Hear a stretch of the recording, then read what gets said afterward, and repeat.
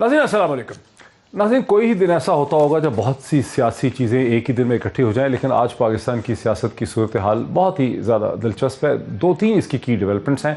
एक तो आज अलल सुबह वज़ीर आज़म पाकिस्तान जनाब इमरान खान साहब को सुप्रीम कोर्ट ऑफ पाकिस्तान ने तलब कर लिया। आर्मी पब्लिक स्कूल के हवाले से जो पटिशन है वहाँ पर सुप्रीम कोर्ट ऑफ पाकिस्तान ये चाहती है कि जो लोग ज़िम्मेदार हैं, जिनका इंटेलिजेंस फेलियर है, जिनकी नेगलिजेंस है, जिनकी वजह से आर्मी पब्लिक स्कूल की दहशतगर्दी के वाक़े को बचाया नहीं जा सका, उन्हें इन्वेस्टिगेट करके उनके नाम सामने लाने की ज़रूरत है। वो कहते हैं कि बहुत से लोग जो हैं वो तो इज़्ज़त से रिटायर हो गए हैं, पेंशन्स ले रहे हैं, घरों में बैठे हुए हैं, उन्हें आइडेंटिफाई नहीं किया गया। याद रहे कि 16 दिसंबर 2014 को आज से अंदाज़न 7 बरस कबल ये सान्या हुआ, ये ट्रेजेडी हुई जब 150 के करीब बच्चे और उसातिज़ा जो हैं उन्हें दहशतगर्दी का निशाना बनाया गया और बहुत ही बहीमाना तरीके से उन्हें कत्ल किया गया।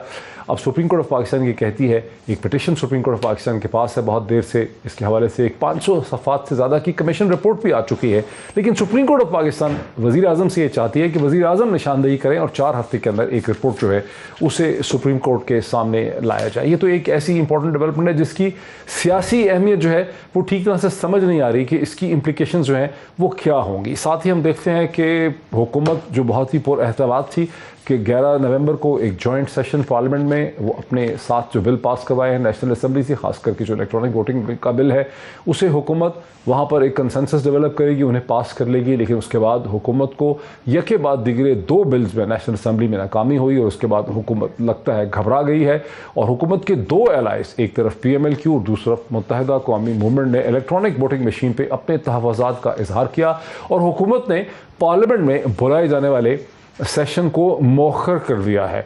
वज़ीर इत्तलात जनाब इंफॉर्मेशन मिनिस्टर फवाद चौधरी साहब ने 2 ट्वीट किए हैं यके बाद दिगरे अब से चंद घंटे पहले, जिसमें उन्होंने कहा कि इलेक्ट्रॉनिक वोटिंग मशीन और इलेक्शन की इस्तिलाहात का जो अमल है वो हमारे लिए बहुत अहम है और इसके बगैर जो है, इसके कंसेंसस पैदा किए बगैर जो है हुकूमत आगे नहीं बढ़ सकती और असद कैसर साहब की ड्यूटी लगाई गई है कि वो ये कंसेंसस पैदा करें और हुकूमत की कंसेंसस पैदा करेगी। यानी एक डू एंड डाई किस्म की सिचुएशन हुकूमत की वहाँ पर हमें नज़र आती है। अगर इस तरफ ये है, इस पूरी सूरत हाल में अपोजिशन तो पहले ही कह रही है कि हुकूमत के जाने का वक्त आ गया है। ये वक्त है कि प्राइम मिनिस्टर इमरान खान ये रियलाइज़ करें कि खेल अब चल नहीं रहा, उन्हें रिज़ाइन कर देना चाहिए। ये सारी सूरत हाल गुज़िश्ता चंद दिनों में ही इसने डेवलप किया है। इस हवाले से एहसन इकबाल साहब का कहना क्या है, मशवरा क्या है उनका वज़ीर आज़म पाकिस्तान का, वो सुन लेते हैं। मेरा ख्याल है कि वक्त आ गया है कि इमरान खान अपनी शिकस्त को तस्लीम करें और रिटायर्ड हर्ट होने का ऐलान कर दें। कल हुकूमत को 2 दफ़ा कौमी असम्बली में शिकस्त हुई है। अखलाकी तौर पे वज़ीर आज़म जवाज़ खो बैठे हैं कि वो वज़ारत उज़्मा की कुर्सी पे रहें। या तो वो फौरी तौर पर एतमाद का वोट लें या फिर वो इस्तीफ़ा दें। 2 दफ़ा पे दर पे हुक्मरान इत्तेहाद को शिकस्त होने का मतलब यह है कि वो ऐवान की अक्सरियत का एतमाद खो बैठे हैं। अगर एहसन इकबाल साहब का ख्याल है कि वज़ीर आज़म एतमाद खो बैठे हैं, एतमाद का वोट लें या इस्तीफ़ा दे दें, तो दूसरी तरफ वज़ीर आज़म बड़े पुरुमीद नज़र आते हैं कि इलेक्ट्रॉनिक वोटिंग मशीन जो है वो डू और डाई सिचुएशन है और हुकूमत इसके बगैर आगे चल नहीं सकती। सुने वज़ीर आज़म का चंद घंटे पहले क्या कहना है। एक गवर्नमेंट वो लेके आ रही है EVM मशीन्स, इसमें हमें क्या फ़ायदा है? ये बड़ी सोच समझ के हम लेके आए थे कि इससे सारी कंट्रोवर्सी खत्म हो जाएगी। किसने अपोज किया? सारी ऑपोजिशन ने। और फिर इलेक्शन कमीशन का क्या काम था? वो इसके खिलाफ शुरू हो गए प्रोपेगेंडा करना। लेकिन ये मकसद इनका चेंज नहीं है, ये एक पुराने सिस्टम, एक करप्ट सिस्टम की पैदावार है। आप सब ने इसको कामयाब करना है क्योंकि ये आपका मुकाबला माफिया से है, जो चेंज नहीं आने देंगे क्योंकि चेंज में इनको पता है कि इनके लिए तबाही है। आपने इसको एक अपना पर्सनल एक जहाज समझनी है। मुझे कोई ऐसी फीलिंग हो रही है कि वज़ीर आज़म ने तहैया कर लिया है कि अगर ये पॉइंट पे हुकूमत गिर भी जाती है तो पीछे इससे हटना नहीं है इंतखाबी इस्लाहात और इलेक्ट्रॉनिक वोटिंग मशीन से। ऐसा क्यों है? इसका पूरी पाकिस्तानी पॉलिटिक्स की पेचीदगी से ताल्लुक़ है। इसके हवाले से बात करेंगे, कानूनी भी बात करेंगे, कॉन्स्टिट्यूशनल भी बात करेंगे। मुझे स्टूडियो में ज्वाइन कर रहे हैं तहरीक इंसाफ के लीडर जनाब फ़ारूक हबीब साहब, जो मिनिस्टर स्टेट हैं फॉर इंफॉर्मेशन ब्रॉडकास्टिंग, बहुत ही आर्टिकुलेट स्पोक्समैन हैं हुकूमत के, उनको सुनेंगे। आरिफ हमीद भट्टी साहब पाकिस्तान के इंतहाई मुमताज़ इन्वेस्टिगेटिव जर्नलिस्ट हैं, सीनियर एनालिस्ट हैं, कॉलमिस्ट हैं, टेलीविजन की मुमताज़ शख्सियत है, मुझे लाहौर से एक वीडियो लिंक के ज़रिए ज्वाइन करेंगे। सईद काजी साहब पाकिस्तान के प्रोमिनेंट जर्नलिस्ट हैं, एनालिस्ट हैं, पॉलिटिकल कमेंटेटर हैं, मुझे एक वीडियो लिंक के ज़रिए लाहौर से ही ज्वाइन कर सकेंगे। और मुझे पाकिस्तान के एक्स अटॉर्नी जनरल, पाकिस्तान के मुमताज़ कॉन्स्टिट्यूशनल एक्सपर्ट जनाब अनवर मंसूर साहब भी मुझे ज्वाइन कर सकेंगे। अगर सीधा डिस्कशन अनवर मंसूर साहब की तरफ जा सकूँ। अनवर मंसूर साहब अस्सलाम वालेकुम। वालेकुम अस्सलाम। अनवर मंसूर साहब, मुझे आपसे कॉन्स्टिट्यूशनल और कानूनी हकीकतों को समझना है। अगर हुकूमत ने मौखर कर दिया, पार्लियामेंट का जॉइंट सेशन आगे बढ़ा दिया है और कंसेंसस पैदा करने की कोशिश कर रही है, लेकिन अगर एक पार्लियामेंट की जॉइंट सेशन में हुकूमत अपने बिल्स पे को मंजूर ना करा सके तो उसकी इम्प्लीकेशंस क्या होती हैं हुकूमत के लिए? देखिए, टेक्निकली तो उसकी इम्प्लीकेशन कोई नहीं है अगर नहीं करा सकती है। अच्छा, तो ये मतलब नहीं होता है कि वो हुकूमत चली जाएगी। तो एक जनरल कंसेंसस ये है कि चली जानी चाहिए हुकूमत अगर वो उनके बिल्स जो हैं वो मंजूर नहीं होते हैं। अच्छा, सिर्फ एक इशू के अंदर जा सकती है गवर्नमेंट, अगर उसका जो फाइनेंस बिल है अगर वो किसी तौर पर अप्रूव नहीं होता है, ठीक है, फिर वहां पर एक इशू बन जाता है। अदरवाइज तो इतना बड़ा वो नहीं है, मगर जनरल कंसेंसस मैंने जैसे आपसे कहा कि वो होता है। तो ये तो ठीक है, डिफिकल्टी है अगर उनकी मेजॉरिटी जो है वो डिप्लीट हो रही है एक पर्टिकुलर बिल के अंदर। वो तो जाहिर है कि कोई ऐसी बड़ी बात नहीं है विद इन डेमोक्रेटिक का जो इशू है। यानी अगर मैं आपकी बात को सही समझा हूं तो ये जो एक आम तासुर है जो मैंने बहुत से मीडिया चैनल्स पे सुना कि अगर हुकूमत जॉइंट सेशन में अपने बिल्स को मंजूर ना करा सके तो फिर हुकूमत एहतमाद खो देती है, हुकूमत को उसके बाद मुस्ताफ़ी हो जाना चाहिए। ये बात लीगली, कॉन्स्टिट्यूशनल, टेक्निकली ठीक नहीं है। तो अगर 7 में से 3 बिल पास कर ले, 4 ना पास करा सके, 4 पास कर ले, 3 ना पास करा सके तो हुकूमत के जाने का सवाल नहीं है। क्या वजह है फ़ारूक हबीब साहब कि आपकी हुकूमत इतनी घबरा गई है और पीछे सरेंडर कर दिया, दौड़ गए वहाँ से जॉइंट पार्लियामेंट सेशन? किस हवाले से? ये जॉइंट सेशन जो बुलाया था कल, उससे पीछे क्यों हट गए? क्या हुआ? तो आपको लगता है? देखें, हम तो बुनियादी तौर के, मैं तो टीवी देख रहा हूँ, मुझे क्या पता। चले, देखें, टीवी आप देख रहे हैं, अच्छी बात है, देखना भी चाहिए आपको, आपका तो काम है टीवी देखना। वैसे हमारा काम भी टीवी देखना ही है। बुनियादी तौर के ऊपर हम ये चाहते हैं कि जो मुशावरत है इसको एक और मौका हम फराहम करें, और चूँकि ये कानून साजी है, इंतखाबात के मुतल्लिक है, और हम चाहते हैं कि जो तमाम पार्लिमानी पार्टियाँ जो इंतखाबात के अंदर हिस्सा लेती हैं उनके साथ एक बार फिर मुशावरत करें। फिर मैं आपको बुनियादी तौर के ऊपर कहूँगा कि ये इलेक्ट्रॉनिक वोटिंग मशीन्स का मामला, ओवरसीज़ पाकिस्तानियों को वोटिंग राइट देने का मामला, ये इलेक्शन एक्ट 2017 के अंदर लिखा हुआ है, ये किसी से ढका छुपा नहीं है। शिक नंबर 94। लेकिन आपके दो एलाइज जो हैं वो पहले से ज़्यादा मशकूक किस्म के आपके दो एलाइज हैं, PMLQ और MQM। देखिए, मशकूक का कह दिया कि उनको क्या स्पेक्ट्रम? नहीं, देखिए, मशकूक का मामला नहीं है। बुनियादी तौर के वो क्या कह रहे हैं? नहीं, बुनियादी तौर के ऊपर अगर किसी की कोई रिजर्वेशन है, उन रिजर्वेशंस को भी हम दूर करें। वो रिजर्वेशन है क्या? उनको भी हम रीच आउट वहीं करेंगे। आपके सामने नहीं, देखें, तमाम साफ और शफाफ इंतखाबात चाहते हैं। पहली बात तो आप कैटेगोरिकली क्लैरिफाई कर लें। हम जो ये चीज़ लाना चाहते हैं, हम साफ और शफाफ इंतखाबात के लिए लाना चाहते हैं। आप ये देख लें कि ये जो बैलेट पेपर का निज़ाम है ये कई दहाइयों से पाकिस्तान में चलता आ रहा है। जब इंतखाबात होते हैं शोर पड़ जाता है, फॉर्म 45 नहीं मिल रहे, 18-18 घंटे, 24-24 घंटे नताइज नहीं आ रहे, इस किस्म की तमाम बातें जो हैं वो इल्ज़ामात की शक्ल में सामने आती थी। तो हम 18 करोड़ मोबाइल फ़ोन सिम्स मौजूद हैं, 12 करोड़ 4G यूज़र्स मौजूद हैं, इंटरनेट बैंकिंग हो रही है पूरी दुनिया के साथ। आप जो है वो टेक्नोलॉजी के तो आपने हमें समझाया पहले, हम तो मानते हैं। लिहाजा EVM 20 से ज़ायद ममालिक में इस्तेमाल हो रही है। आपके एलाइज को आप नहीं समझा पाए, MQM को क्या एतराज़ है, PMLQ को सडनली क्या एतराज़ है? बात यह है कि जिसका भी अगर कोई एतराज़ है वो एतराज़ भी हम दूर करेंगे। एतराज़ है क्या? नहीं, देखें, एतराज़ बताया उन्होंने, आपको बताया तो होगा। एतराज़ जब सामने आएंगे अभी नहीं आए, उसके ऊपर बिल्कुल अभी एतराज़ सामने नहीं आया। जैसे एतराज़ अगर कोई एतराज़ है उसको हम कर लेंगे। दूसरा ये है कि हम अपोजिशन को भी ये कहते हैं कि आप धांधली का मंत्रा तो करते हैं, आप उन्हें अपनी पॉलिटिक्स खेलनी है, आप खेलें, लेकिन आपके पास इसका ऑल्टरनेट क्या है? आपको ऑल्टरनेट अभी तक देने में क्यों कामयाब नहीं हुए? आप EVM का ऑल्टरनेट ले आए, आप इंतखाबात को साफ शफाफ करने का ऑल्टरनेट। आरिफ हमीद भट्टी साहब, हमारे जो PMLN के दोस्त हैं वो पहले ही ऑफ द रिकॉर्ड ये कह रहे थे कि पार्लियामेंट के जॉइंट सेशन में हुकूमत का फैसला हो जाएगा। आपको लगता है कि वक्त शहादत आ गया इमरान खान के लिए? बिस्मिल्लाहिर्रहमानिर्रहीम। मोई साहब, आपने अपने इंटरव्यू में बड़ी खूबसूरत बात की, अखलाकी तौर पे वक्त शहादत हो चुका है। जो प्राइम मिनिस्टर 3 घंटे पहले कहे आप जिहाद करेंगे, जिहाद लफ्ज जिहाद था उनका, हर हाल में बिल मंजूर कराना है, और आधे या कुछ घंटे बाद उनके मिनिस्टर कहें कि मोहर कर दिया गया है। मैंने जो असम्बली का रोल सुना था, मैंने जो सियासत पढ़ी है, 30 साल 31 साल इसका स्टूडेंट हूं, जो आइन पढ़ा है, असम्बली का बेसिक काम कानून साजी है, SHO के, डिप्टी के, तहसीलदार के ट्रांसफर पोस्टिंग कराना नहीं। अगर असम्बली पहली दफा जॉइंट सेशन बना के कानून साजी नहीं कर सके, और उनकी ये तो अपोजिशन तो छोड़ दे, इत्तेहादी जमातों ने ओपन नाराजगी का इजहार किया, आप हमें टिश्यू समझते हैं, जब भी मुशावरत का वक्त आता है हमसे आप मुशावरत नहीं करते। लेकिन आपने अनवर मंसूर खान साहब को भी सुना है और आपने फारूक हबीब को भी सुना है, आप गवर्नमेंट का मौका भी सुन चुके हैं, अनवर मंसूर खान साहब की लीगल एक्सप्लेनेशन भी सुन चुके हैं, वो अभी भी सुन रहे हैं। अनवर मंसूर साहब ने जो कानूनी तकादा बताया 100% बिल नाकाम होने से नहीं, लेकिन कुछ अहम शख्सियत थी जो कहते थे रेलवे का एक्सीडेंट हो रिजाइन दे दो, बंदे मर गए रिजाइन दे दो, कानून सा 10,000 बंदा मेरे सामने आ जाए रिजाइन दे दो।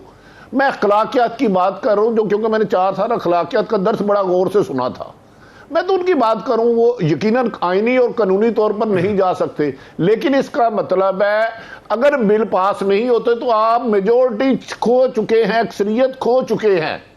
वो कानूनी तौर पे यकीनन वो वज़ीर आज़म ही रहेंगे 2013 तक है, जब तक उनके खिलाफ अदम एतमाद नहीं आता, आप सुवाए फाइनेंस बजट के। लेकिन मेरा ख्याल है वज़ीर आज़म को सोचना चाहिए कि ये जो कुछ उनके गोल मटोल हर जमात में रहने वाले हैं ना, उनसे बजाय इत्तेहादी जमातें आपके मुलाजम नहीं है, इत्तेहादी हैं, बर वक्त उन्हें एतमाद में ले, ताकि आज ये नौबत ना आती कि इतना दावा करके वापस लेना पड़ता। अब पता नहीं ना इत्तेहादियों की क्या मजबूरियां हैं। जरा मैं क्विकली, अनवर मंसूर खान साहब भी इस वक्त मेरे साथ हैं दोबारा, लेकिन मैं क्विकली पहले सईद काजी साहब का भी कोई, सईद काजी साहब आपको क्या लगता है कि अखलाकी तौर पर वज़ीर आज़म पाकिस्तान जनाब इमरान खान साहब की इखलाकी हैसियत चूंकि खत्म हो गई है, उनको मुस्ताफ़ी हो जाना चाहिए?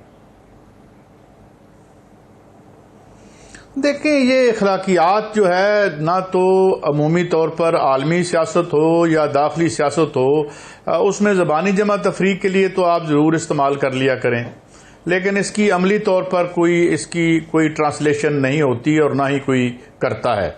और ख़ास तौर पर एक ऐसे दौर में जहाँ सियासत जो है वो ताले आजमाई हो, पर्सनल एम्बिशंस हों, आइडियोलॉजिकल कंटेंट ही ना हो, तो अखलाकियात तो एक बेमानी चीज़ है। अब जो जिन लोगों से मुतहारिब हैं सियासी तौर पर, इमरान खान साहब, उनकी जरा अखलाकी हैसियत भी देख लें जो वो क्या है, तो जस्ट कीप इट, इसको बाय रखें। बात मसला क्या है?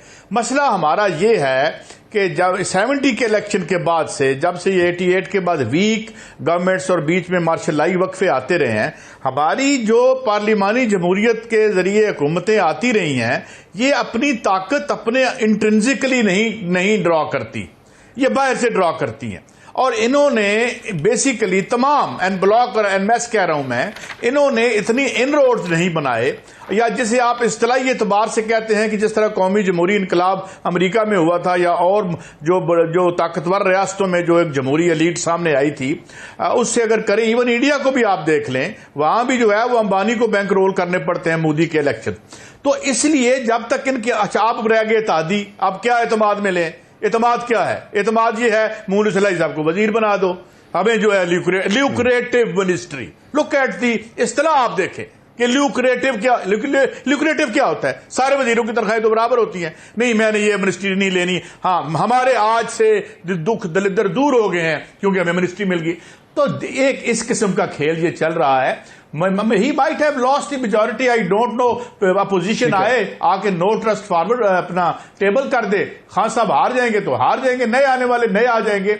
तो बाकी ये जो अखलाकियात का मामला है ना, ये हम देख चुके हैं। मैं एक अखलाकियात जुड़े होते हैं नजरियात से। मैं सही कहा साहब, मैं क्विकली, अनवर मंसूर खान साहब मेरे साथ है, मैं उनको, अनवर मंसूर खान साहब, अगर हुकूमत जो जैसी सिचुएशन हो गई है, क्या यहां पर अब ऑपोजिशन की डिमांड की कॉन्स्टिट्यूशनल वैल्यू भी है कि वजीर आजम को दोबारा वोट ऑफ कॉन्फिडेंस लेना चाहिए अपना, क्योंकि 6 महीने तो हो चुके हैं मेरे ख्याल जो पहले लिया था उन्होंने? नहीं, कोई जरूरत नहीं है। अगर vote of no confidence move करें तो फिर वो कर सकते हैं, मगर वोट ऑफ कॉन्फिडेंस लेने का कोई जवाब नहीं है कहीं पर भी। और ये बिल्कुल एक गलत कॉन्सेप्ट है कि वोट ऑफ कॉन्फिडेंस ले लें कि वो, बिकॉज अगर ऑपोजिशन इतनी श्योर है कि ये कर सकते हैं तो vote of no confidence vote करा दें। That is the better way of doing it. अच्छा, ऐसा नहीं हो सकता कि वो कहें कि नहीं ऐसी सूरत हाल हो गई है। अच्छा, बड़ा अच्छा आपने एक्सप्लेन किया। मेरे साथ है कि मैं ब्रेक से पहले क्विकली जरा फरूख हबीब साहब को इसमें लेके आऊँ। फरूख हबीब साहब, लेकिन आरिफ हमीद भट्टी साहब का ये कहना है कि 2 घंटे पहले वज़ीर आज़म कह रहे हैं हर सूरत बिल पास करवाएंगे, ऐसे ही जैसे आप लोग कह रहे थे कि टीएलपी को सीधा कर देंगे, मिलिटेंट ऑर्गेनाइजेशन है, हिंदुस्तान से पैसे मिल रहे हैं, फिर आपने सरेंडर कर दिया। यहाँ भी आपने सरेंडर कर दिया, अभी गए नहीं, आपको चाहिए था जाते ज्वाइंट सेशन में। देखें बात सुन, इससे पहले भी ज्वाइंट सेशन भी हो चुके हैं, इससे पहले भी जो भट्टी साहब बात कर रहे हैं, देखें बुनियादी तौर के ऊपर अखलाकी तौर पर नहीं, अखलाकी तौर वाला भी मामला नहीं है ना। अखलाकी तौर का मामला क्या है कि आप कोई वहाँ पे कोई इलेक्शन हार गए हैं, जो आप पार्लियामेंट के अंदर जो है वो आपके वोट कम निकल गए हैं, या आपके मेंबरान जो है वो आपके साथ नहीं खड़े। आज हमारे जो है वो लंच के ऊपर हमारे इत्तेहादी भी मौजूद थे, तमाम लोग मौजूद थे। जो हमारा प्राइम मिनिस्टर साहब ने जिस स्पीच से खिताब किया है, अगर किसी का किसी टेक्नोलॉजी के हवाले से कुछ समझना चाहता है उसे, अच्छा, उससे चाहता है कि उसकी जो है वो मजीद उसको सुन लेना, मजीद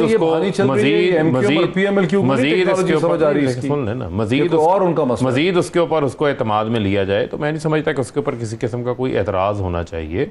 और हम आज भी इसके साथ खड़े। देखें बुनियादी तौर के ऊपर ये लेजिस्लेशन हमको अपने लिए नहीं ला रहे।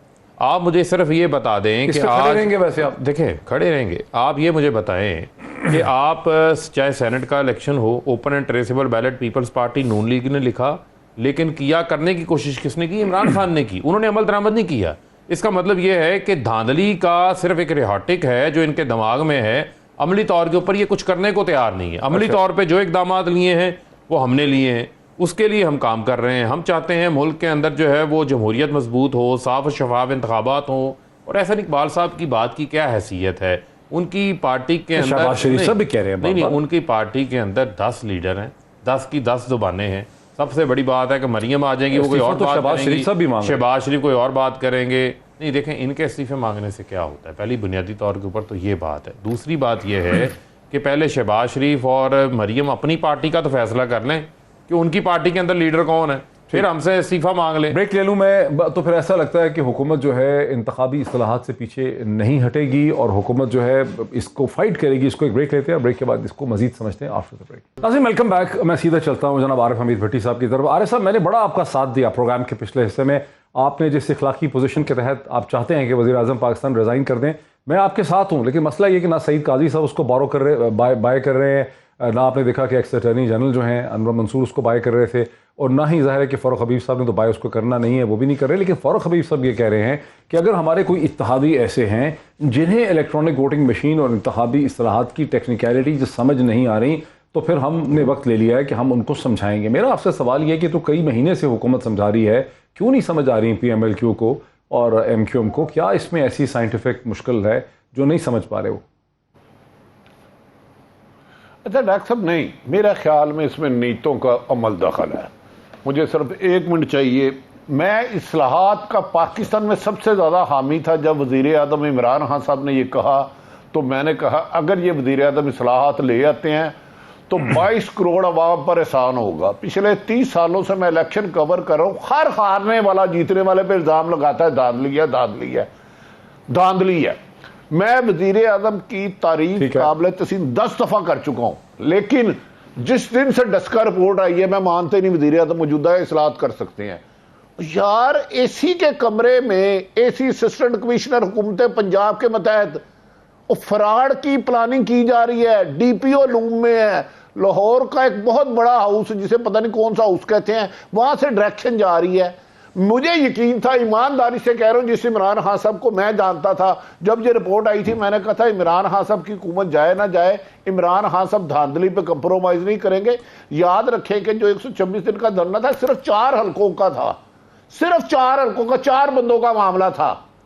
यार इधर तो इलेक्शन कमीशन की उस रिपोर्ट के बाद मेरे जैसा आदमी उस मशीन के बारे में रोजाना 10 लोगों से पूछ रहा है ये मशीन में धांधली के कितना गैप कम हो सकता है।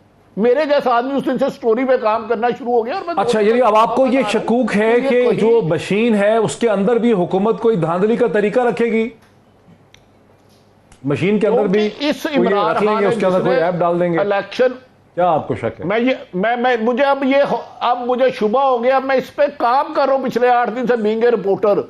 वो मिनिस्ट्री टेक्नोलॉजी से मैं 5 लोगों से बात कर चुका हूं। इसमें क्या गारंटी है यार, जबकि एक एसी, एक रिपोर्ट, एक डीपीओ धांधली में इल्जाम है, उस वक्त की तर्जमन साथ है और हुकूमत वक्त उनके खिलाफ कार्रवाई नहीं कर रही। मेरे लिए यह शौक है कि इमरान खान सारा बंदा जिसने 22 साल करप्शन के खिलाफ जदोजहद की, धांधली के खिलाफ अमलन जदोजहद की, ये क्रेडिट, लेकिन इस मौके पर वो खामोश है। तो मुझे दूसरी बात उनको भट्टी साहब को भी शक हो गया कि आपकी मशीन के अंदर सिर्फ 30 सेकंड, ऐसा कोई ऐसा पुर्जा, कोई ऐसी ऐप, सिर्फ 30 सेकंड।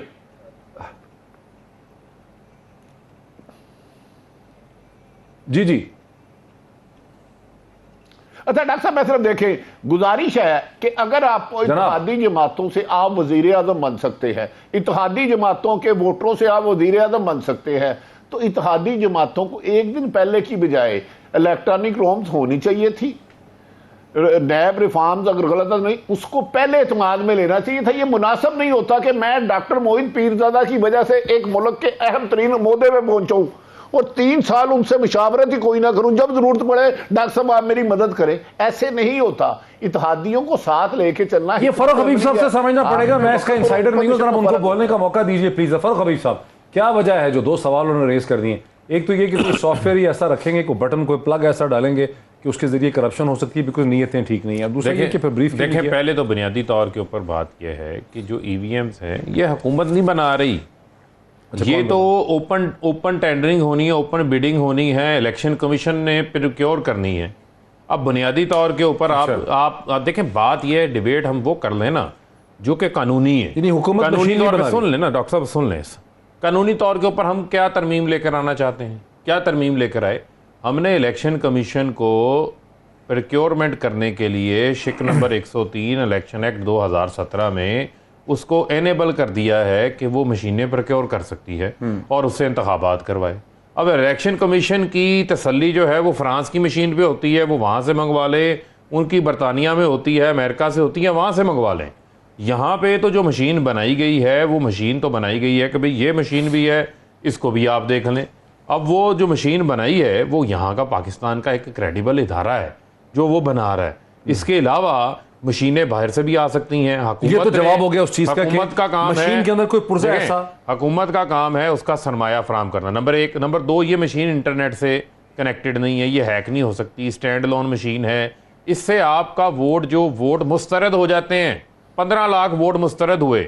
वो बंदा जो अपना वोट डालने आता है, अपनी गलती की वजह से वोट गलत डाल देता है, क्या उसका वोट काउंट नहीं होना चाहिए? क्या उसको हक़ नुमाइंदगी नहीं मिलना चाहिए? आपका फॉर्म 45, आप कहते हैं डब्बे उठाए गए, आप कहते हैं फॉर्म 45, इस किस्म के जितने इतराज़ात हैं, जितनी धांधली के रास्ते हैं, वो इस मशीन से बंद हो जाते हैं। उसके अलावा वो ओवरसीज पाकिस्तानी जो $30 बिलियन पाकिस्तान को सालाना भेज रहे हैं, ऑपोजिशन भी देख सकती है कि उनको क्या वोटिंग राइट नहीं मिलना चाहिए, डिजाइन क्या है उसको। ऑपोजिशन तो ऐसे मशीन से कतरा रही है जैसे बिजली के खंभे से कोई कतराता है बारिश के दौरान के करंट पड़ जाएगा। और इलेक्शन कमीशन ऐसे कोई ऐसा कोई है मामला अप्रूव करना होगा, इलेक्शन कमीशन ने ही अप्रूव करना है। हमने तो कानून में सिर्फ तरमीम ये ला रहे हैं कि ये तो जवाब हो गया इलेक्शन कमीशन को इनेबल कर दिया। दूसरा जो उसके अलावा जिसका दिल करता है, एक और सुन लेना, एक ब्रीफ क्यों नहीं किया? देखें बुनियादी इत्तेहादियों को ब्रीफ, एक मिनट देखें, बुनियादी तौर के ऊपर मुझे ये बताएं कि धांधली कभी इनका मसला ही नहीं रहा।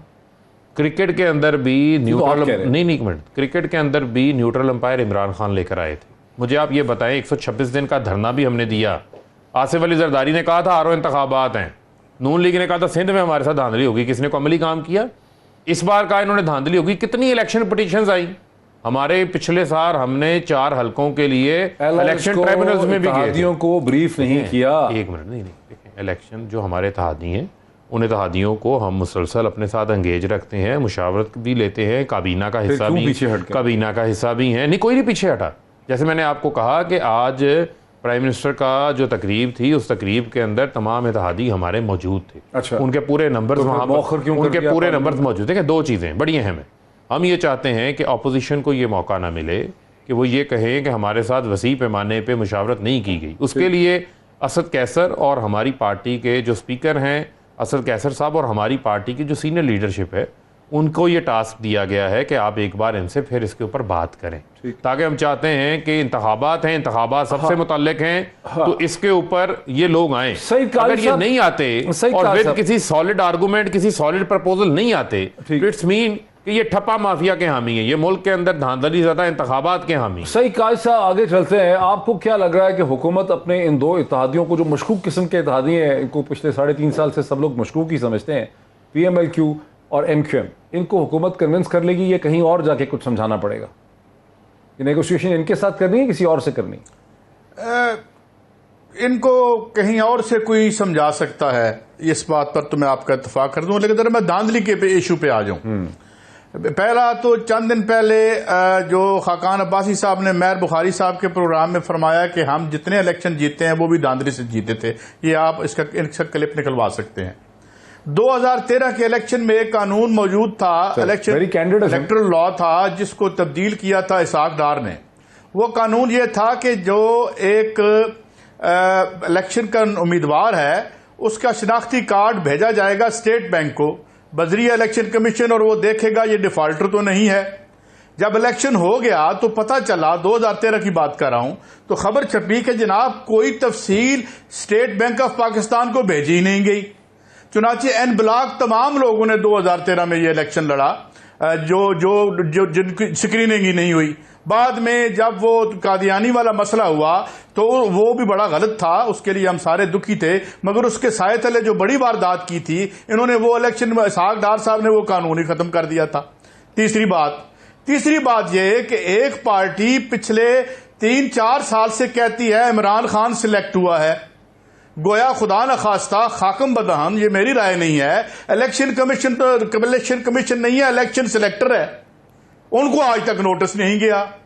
तो अगर वो वहां नोटिस नहीं गया तो यकीनन ये रिपोर्ट बड़ी अच्छी होगी। फिर मैं एक और आपको बात याद दिलाता हूं, 2013 के इलेक्शन के बाद एक इलेक्शन कमीशन के वेबसाइट पे रिपोर्ट थोड़ी देर के लिए अपलोड हो गई थी। वो क्या थी, वो भी निकलवा लें, वो फौरी तौर पर विड्रॉ हो गई थी। वो हजूर, यहां किसी को फेयर इलेक्शन बारे में नहीं है। लोग कहते हैं, एक मैं सेइंग रिपीट कर देता हूं, अगर इस इशराफिया को पता चल जाए कि इलेक्शन से कुछ बदलेगा तो ये इलेक्शन पर पाबंदी लगा देंगे। यहीं पे मैनेजमेंट होती है, यहीं पे मैनेजमेंट। इमरान खान टकरे मारते रहे, मार के चले जाएंगे। बात यह है कि यहां पे क्या आप इलेक्टरल रिफॉर्म चाहते हैं? मैं भट्टी साहब ने, मेरे को होस्ट हैं, इन्होंने स्टोरी की थी, ये फैसलाबाद की सीटें किसकी थी, किसको मिली। यहां पे पहले रिजल्ट बनते हैं, बाद में इलेक्शन हो जाते हैं। तो क्या वाकई इस मुल्क की इशराफिया और वो तमाम लोग जो कि बुनियादी तौर पर वाकई ताकतवर लोग हैं, यहां फेयर इलेक्शन चाहते हैं? Do we want to give? यहां तो आप डिसएनफ्रेंचाइज करते हैं हर इलेक्शन के बाद इस मुल्क के अवाम को, और उसका हालत यह है कि 30-40% से ज्यादा आपको वोट नहीं पड़ते, ऊपर आप मौजें करते हैं। और आज क्या है, मेरे साथ भट्टी साहब बैठे हुए थे, एक सियासी लीडर थे हमारे साथ, मैं नाम नहीं लेता, उन्होंने कहा भाई छोड़ें काई साहब, ये अब अवामी सियासत का वक्त नहीं है। तो इस वक्त आपकी इशराफिया अबंडन कर चुकी है अवाम को, वो आलमी एस्टेब्लिशमेंट, मकामी एस्टेब्लिशमेंट, बड़े बड़े ठेकेदार वो बैंक रोल करते हैं। इंडिया में भी यही हो रहा है। कौन 23 करोड़ टोटल वोट पड़े। ब्रेक ले लूं सईद काजी साहब, बहुत ही दिलचस्प नुक्ते के ऊपर। ये लफ्ज अशराफिया जो है, इसको टेलीविजन के मीडिया में बहुत दोहराया जाता है। थोड़ी सी वजाहत कर दूं कि मैं बचपन में समझा करता था कि अशराफिया जो है वो शायद शरीफ लोगों की कलेक्शन होती है, लेकिन ये जो उर्दू का लफ्ज अशराफिया, इसका हरगिज ये मतलब नहीं है। स्टूडेंट्स नोट करें इसे। ब्रेक लेते हैं, ब्रेक के बाद बात को आगे बढ़ाते हैं आफ्टर द ब्रेक। नाज़रीन, वेलकम बैक। आरिफ हमीद भट्टी साहब की तरफ चलता हूँ। आरिफ हमीद भट्टी साहब, मैंने वक्फे से पहले ये एतराफ़ किया कि मैं बचपन से ये समझता था कि अशराफिया जो शरीफ लोगों की कोई जमात होती है, ये शरीफ लोगों का जो मजमुआ है, शरीफ की जमा अशराफिया है। और मैं अभी चेक भी कर रहा था कि एक जमात है भी कोई, जमातुल मिसबा हिंदुस्तान में, जिसको जमातुल अशराफिया कहते हैं। लेकिन ये आप लोग जो लफ्ज़ इस्तेमाल करते हैं सईद काजी साहब और आप दोनों, इसका मतलब है क्या? ये अशराफिया है कौन है पाकिस्तान? अच्छा डॉक्टर साहब, मैं भी अल्लाह जानता है बचपन से अशराफिया शरीफों को समझता था, लेकिन इस वक्त अलीट अशराफिया ने इस मुल्क को कैप्चर किया हुआ है। 90-95% लोगों की कोई हैसियत नहीं है। ये जो अलीट अशराफिया है, इनके लिए 20 करोड़ अवाम कीड़े मकोड़ों से ज्यादा इनकी हैसियत नहीं है। मैं ये ईमानदारी से अपनी राय दे रहा हूं, यकीनन आप सब इख्तलाफ राय करें। जिस तरह कानून को पांव तले ये रौंदते हैं, मैंने इसको रुसवा इंसफा को होते हुए देखे नहीं जो इन इशराफिया की दलील पे होता है। इधर तो मजलूम की दाद रसी मुमकिन नहीं, ख्वाब भी नहीं है। इधर अपोजिशन में हर जमात, उसका सोच कुछ होती है, ख्यालात कुछ होते हैं, वादे कुछ होते हैं। जैसे ही इक़्तिदार के वानों में जाते हैं, ये सबसे ज्यादा कट हो जाते हैं आम शहरियों से। जो हकीकत है, ये अशराफिया के होते हुए, इस निज़ाम के होते हुए 20 करोड़ अवाम को इंसाफ नहीं मिल सकता। मेरा ख्याल था इमरान खान कामयाब होंगे। एक अदारा बता दें जिसमें मोहतरम इमरान खान साहब इस्लाहत लाए हों, एक अदारा। पंजाब में अगर करप्शन का आप कंपटीशन कराएं और नाहली का, कोई एक नहीं जीत सकता, दोनों एक दूसरे से आगे होंगे। तो यार, अगर वजीर आजम इमरान खान जैसा आदमी जिसपे आज भी करप्शन का दाग नहीं है, वो नहीं कामयाब हो सका, उसकी टीम में दाएं बाएं बैठे लोगों के एक वफाकी वजीर का स्कैंडल ऐसे अशराफिया के स्ट्रैंगल होल्ड में क्या करना मुमकिन होगा?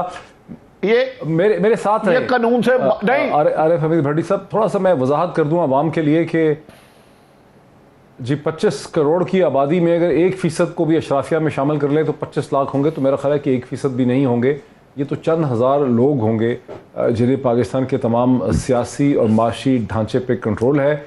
और प्राइम मिनिस्टर इमरान खान इस स्ट्रैंगल होल्ड को तोड़ने में बिल्कुल नाकाम है। फरूख हबीब साहब 3.5 बरस में डेंट नहीं डाल सके Imran Khan, this is what वो कह रहे हैं। नहीं, देखिए बात यह है, असल चीज़ ये होती है कि आप अपनी पूरी जो है वो कोशिश करते हैं। वज़ीर आज़म इमरान खान साहब ने जो है पूरी कोशिश की है।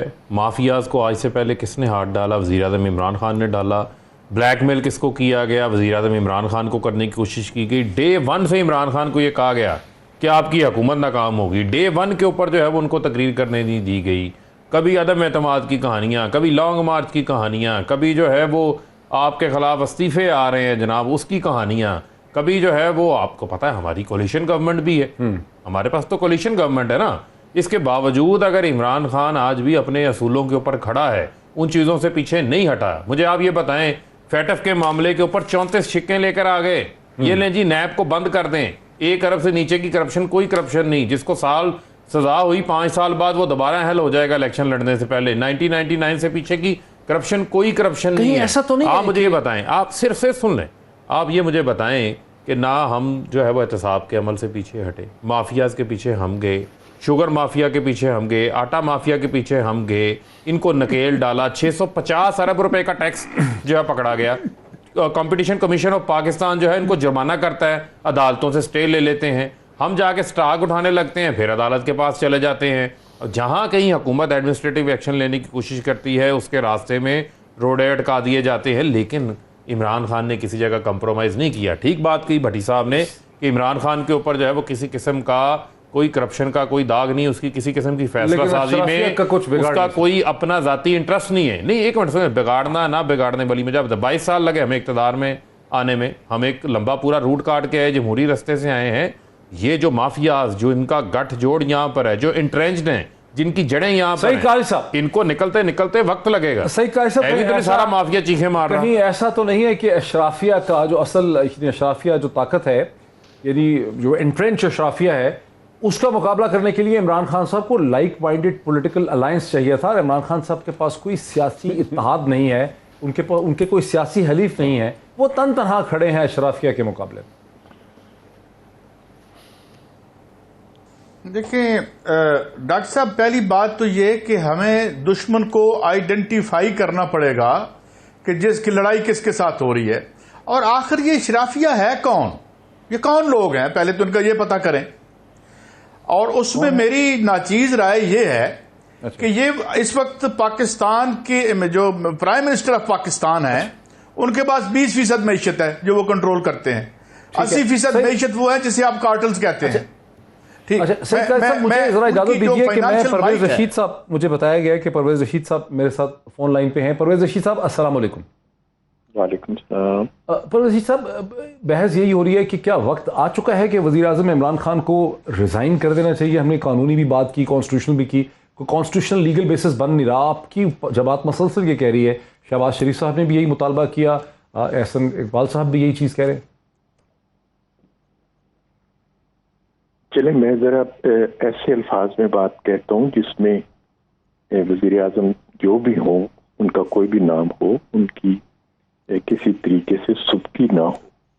पाकिस्तान में ऐसे हालात पैदा हो चुके हैं कि वज़ीर आज़म को नए इंतखाबात कराने चाहिए, ताकि अगर उनकी पॉलिसीज ठीक हैं, पाकिस्तान के अवाम को उन पर एतमाद है, तो वो दोबारा एतमाद का वोट पाकिस्तान के अवाम से लें। क्योंकि गली कूचों में जो जुबान इस वक्त उनके लिए इस्तेमाल की जा रही है वो ऐसी नहीं है कि जिसे हम अपने वज़ीर आज़म के लिए सुनना चाहते हैं। कोई भी अपने वज़ीर आज़म के लिए इस तरह की जुबान नहीं सुनना चाहता। जो जुबान गली कूचों में उनके लिए इस्तेमाल हो रही है वो अवाम के एतमाद से गली कूचों में महरूम हो चुके हैं। अब आज पार्लियामेंट का खुद उन्होंने इजलास बुलाया, खुद उसे मनसूख किया। इसका मतलब है कि पार्लियामेंट के एतमाद से भी वो महरूम है।